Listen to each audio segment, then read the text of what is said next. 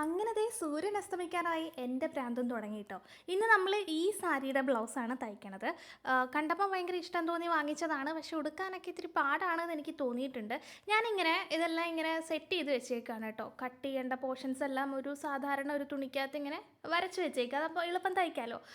ഞാൻ എപ്പോഴും നാളെ ഇടേണ്ട ഡ്രസ്സിന് ഇന്നാണ് ബ്ലൗസ് തയ്ക്കാൻ നിൽക്കുക. അങ്ങനെയുള്ള സമയങ്ങളിൽ ഒത്തിരി ഹെൽപ്ഫുള്ളാണ്.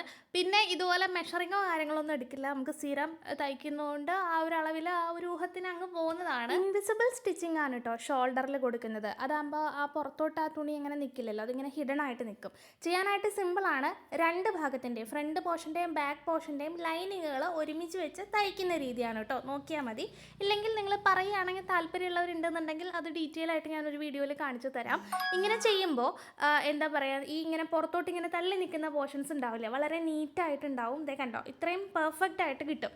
അപ്പോൾ ഇത് എങ്ങനെയാണ് തയ്ക്കുക എന്ന് അറിയണമെന്നുണ്ടെങ്കിൽ കമൻറ്റ് ചെയ്താൽ മതി, ഞാൻ അതിൻ്റെ ഡീറ്റെയിൽ വീഡിയോ ചെയ്യാം. എളുപ്പമാണ്, ഒരു 2 മിനിറ്റൊക്കെ വേണ്ടു തയ്ക്കാനായിട്ട്. പിന്നെ നമ്മളൊന്ന് ഷേപ്പ് ചെയ്തു, ഹൂക്കിൻ്റെ പോർഷൻസൊക്കെ ഒന്ന് ഹാൻഡ് സ്റ്റിച്ച് ചെയ്ത് കൊടുത്തു.